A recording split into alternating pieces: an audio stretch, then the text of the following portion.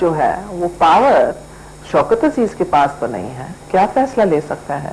शौकत अजीज कौन से जज को नॉमिनेट कर सकता है जो प्रेसिडेंट नहीं चाहे?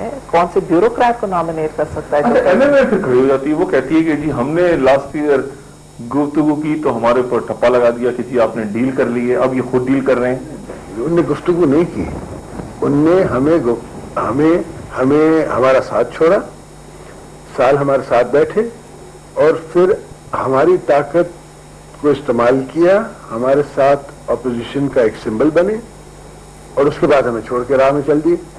और 17th अमेंडमेंट पास किए हैं, उनने 17th अमेंडमेंट के लिए वोट दिए और उनने पाकिस्तान के आइन की पार्लियामेंट्री जो तशक्कुल थी उसको प्रेसिडेंशियल फॉर्म ऑफ गवर्नमेंट में तब्दील कर लिए हैं और उन लोगों ने जनरल मुशर्रफ को इजाजत दी कि वो प्रेसिडेंट की हैसियत से कंटिन्यू करें, क्योंकि PMLQ की तो सिंपल मेजॉरिटी थी, तो उनको इंडेमनिफाई भी किए, 17th अमेंडमेंट पास करके प्रेसिडेंशियल निज़ाम मुसल्लत किए कौम के ऊपर और साथ साथ एक आर्मी चीफ को प्रेसिडेंट रहने का मौका फ्राहम किए। तो उनने अपने वोट से, बातचीत पर तो कोई एतराज नहीं करता, बातचीत के दरवाजे हर वक्त खुले रहने चाहिए यार।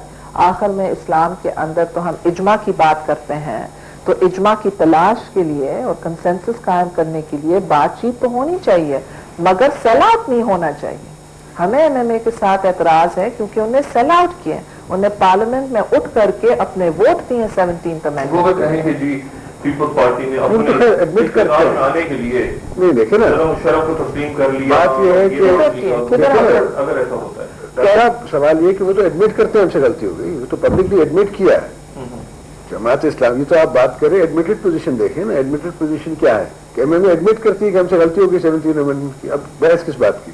बहस तो तहाँ हो जहाँ वो कहें कि जी नहीं हम अभी तक 17th अमेंडमेंट को सपोर्ट करते हैं, अब तो कहते हैं हमसे सियासी गलती होगी। और हम कहते हैं हम बातचीत डायलॉग कर रहे हैं, मगर अगर हमारा कोई समझौता होगा वो पाकिस्तान के डेमोक्रेटाइजेशन के लिए होगा, पाकिस्तान के नेशनल इंटरेस्ट के लिए होगा। हम ये अपने लिए नहीं कर रहे हैं कि हमारे सर्टिफिकेट्स जाली हैं तो कल सुप्रीम कोर्ट उनको मुस्तरद कर लेगी अगर हम 17th अमेंडमेंट को वोट नहीं देंगे।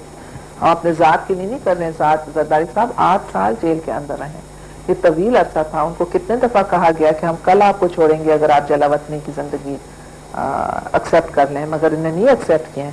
और मैं पाकिस्तान के अवाम का शुक्रिया अदा करना चाहती हूँ दानिशमंदों का, जिन्होंने अपने कॉलम्स के तहत और अपने खल्क़ खुदा के आवाज़ के तहत, ज़बान के तहत एक ऐसे प्रेशर कायम किए कि आखिर में जरदारी साहब बाइज्जत और अनकंडीशनली रिहा हो गए। तो ये कहना कि बातचीत करना गलत है, नो, ये इज्मा हर एक का फर्ज होता है और कंसेंसस तलाश करना हर एक की कोशिश होनी चाहिए, मगर सेल आउट करना गलत है। कॉम्प्रोमाइज की तलाश होनी चाहिए, विन विन सिचुएशंस की कोशिश होनी चाहिए, जिधर फायदा कुछ जमात या शख्स को ना मिले मगर हमारे कौम को मिले, हमारे अवाम के लिए मिले। सियासत तो अवाम के लिए की जाती है।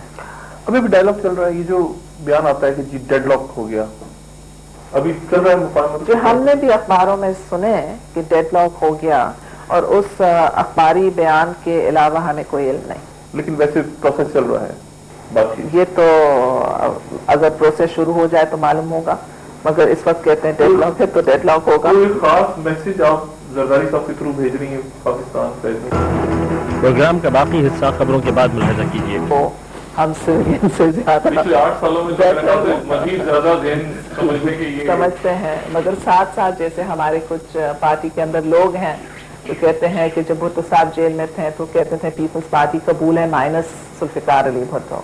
फिर 2002 में कहते थे कि मखदूम अमीन फहीम साहब हमें कबूल है, मोहतरमा नहीं, मगर जब वक्त आया तो वो भी कबूल नहीं थे। तो कुछ हमारे दोस्त और खैर खा पार्टी के अंदर कहते हैं कि अभी कहते हैं थ्रू अखबार कि जरदारी साहब हमें कबूल है, मगर क्या मालूम जब वक्त आए कबूल होंगे कि नहीं। तो इस प्रोसेस को आगे ले जाने के लिए जरदारी साहब जब वापस जाएंगे तो हमें मालूम होगा कि कितना इनको कबूल करते हैं, कितने हमारे जमात को कबूल करते हैं और उससे बाला कितना जमहूरियत को कबूल करते हैं। क्योंकि अगर जमहूरियत को कबूल करते हैं तो हर पाकिस्तानी का हक है खैबर से कराची तक अगर वो एक रैली निकालने चाहें या जलसा निकालने चाहें करें। आप मुझे बताएं रैली क्या चीज है? लोग तो पैराशूट लेकर के 7th हेवन से जलसेगाह में तो नहीं पहुंचते। जो लोग हैं वो खास चकवाल से निकले या झेलम से निकले या फैसलाबाद या शेखोपुरा या उकारा, अगर वो एक तरफ रवा दवा है तो वो तो रैली बन जाएगी। आप कहें रैली या आप कहें ट्रैफिक जैम। जैसे मैं शारजा गई थी, जब लोग यहाँ नौकरी खत्म करके शारजा जा रहे थे तो हमारी रैली बन गई, मगर हम में से किसी ने फैसला तो नहीं किया रैली लेने का। तो ये किस्म की जो है स्प्लिटिंग है, इसको रोकना चाहिए। और वैसे चौधरी शुजात साहब भी वक्तन बहुत मैच्योरिटी के साथ बात करते हैं। जब जरदारी साहब जेल में थे तो उनने कहा था कि ड्रग केस गलत है, और एक सियासत में एक काफी अरसे तक रहे हैं, तो मैं उम्मीद रखती हूँ कि जहाँ तक वो हैं वो भी कूल हेडेड रह करके उनके साथ चौधरी साहब के पॉलिटिकल साइड से कोई राब्ते आपके हो रहे हैं, मुशाहिद साहब के साथ या और कोई? पॉलिटिकल पार्टीज तो हमेशा राब्ते में रहती हैं। हमारी first year second year leadership हमेशा एक दूसरे से राब्ते में रहती है। तो पॉलिटिकल, लेकिन बराह रास्त से सच कोई राब्ता? बराह रास्त हम जेल में थे, अब हम दुबई में हैं, बीवी भी दुबई में है, तो बराह रास्त कैसे हो सकता है? इनडायरेक्टली मेरा राब्ता ओवर द इयर्स रहा है, जरदारी साहब का भी इनडायरेक्ट रहा है। और जब वो प्राइम मिनिस्टर भी थे तो उनने ऐसे कोई बात पीपल्स पार्टी या दूसरे सियासी जमातों के खिलाफ नहीं किए।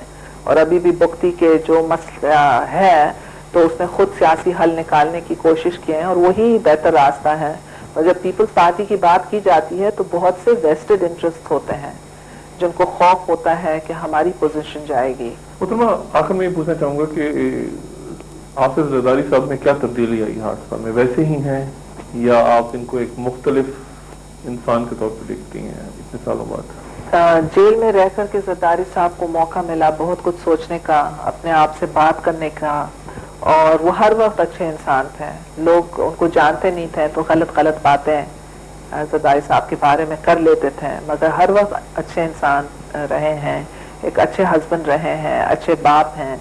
और जो जेल से बाहर आए अच्छे हस्बैंड से मुराद ये कि आपकी हर बात सुन लेते हैं, ये डेफिनेशन अच्छे हस्बैंड की डेफिनेशन क्या है? अच्छे हस्बैंड की डेफिनेशन ये है जो अपने बीवी को इज्जत दे, जो अपने बीवी को इज्जत दे। खिलाफ करते हैं आपसे, मतलब कहते हैं कि नहीं ऐसे नहीं होगा, ऐसे होगा? नहीं, इख्तिलाफ किसी भी घर में या किसी भी मॉडर्न कॉन्सेप्ट में इक्वल राइट्स होंगे घर में ना सबके।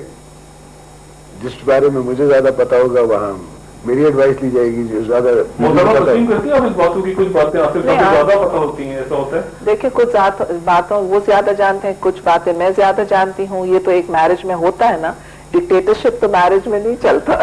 मैरिज के अंदर तो हस्बैंड वाइफ इक्वल पार्टनर्स होते हैं, और दोनों की मेहनत से, दोनों की कोशिश से एक घर खुश रहता है। मगर जो जेल से बाहर आए हैं, मैंने देखी हूँ कि जरदारी साहब जो हैं उनके दिल के अंदर कोई रंजिश नहीं है, किसी के खिलाफ इनको बोलना पसंद नहीं होता, किसी के ऊपर तनकीद करना इनको पसंद नहीं होता। ये लोगों में खूबियां निकालने की कोशिश करते हैं, लोगों को बेनिफिट ऑफ डाउट देने की कोशिश करते हैं।